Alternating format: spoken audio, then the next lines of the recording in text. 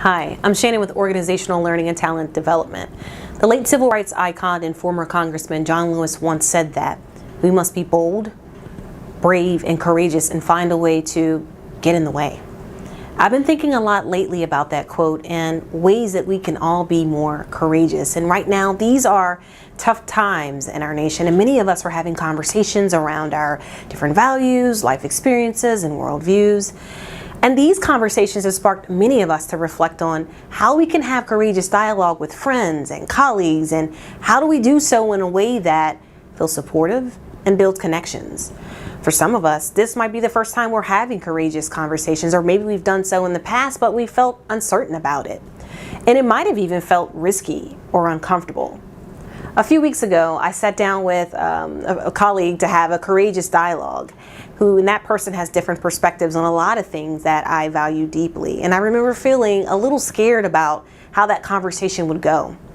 Sometimes being courageous requires us to step outside of our comfort zones and take risk. And that might not be easy for many of us, but it can improve our relationships, increase understanding, and also help to broaden our perspectives. And that was exactly what happened in my situation. Both parties walked away from that conversation with a greater appreciation of each other's viewpoints. So, before you initiate a courageous conversation, here are a few things to consider. So number one, you want to understand that no one may have all the right answers, and that's okay. Extend grace to yourself and give yourself permission to not be perfect. And if you don't know something, it's okay to say so. Number two, find ways to build mutual trust. Trust is key to any relationship, and one way to build trust is to set aside any preconceived notions or uncertainties about what may transpire during that conversation. You want to tell yourself that you're going to give the other person the benefit of the doubt and assume that they have positive intentions. Number three, increase your understanding of different worldviews.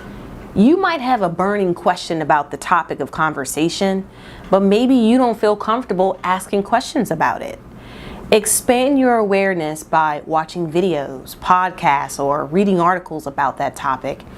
And this could help you to walk into that situation with confidence. Organizational Learning and Talent Development has created a resource page with curated content to help deepen your awareness and understanding of the many issues that are impacting our colleagues and helping you to navigate difficult conversations. And the link to that resources page is below. Those are a few things to consider before you initiate courageous dialogue. The next focus is to start the conversation. And here are some great tips to keep in mind during those discussions. The first is to set a positive tone for your discussion. If you're dealing with a sensitive topic, there might be some emotions or thoughts that arise for you. A helpful tip is to jot down your thoughts beforehand.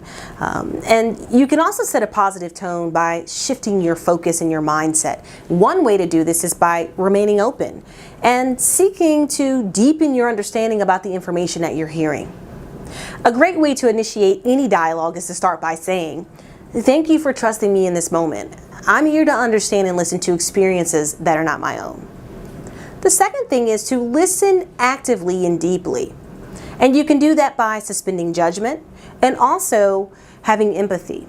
Now, my colleague Sherry has some excellent tips in her video, Listening with Empathy, and practical tips for how to do it. And the links to that video are below. You'll also want to ask questions, and the key to any great dialogue is to ask open-ended questions and also to remain in a place of curiosity. And this is where trust comes in. If you take the time to build trust beforehand, you may find it easier to ask questions. And here are two simple, powerful questions that are helpful for fostering curiosity and building connections. The first is, can you please tell me more about your experience? It's a simple statement, and it invites the person that you're speaking with to share their experiences in an open and non-threatening way. The second is, this wasn't my life experience. Can you help me to understand yours?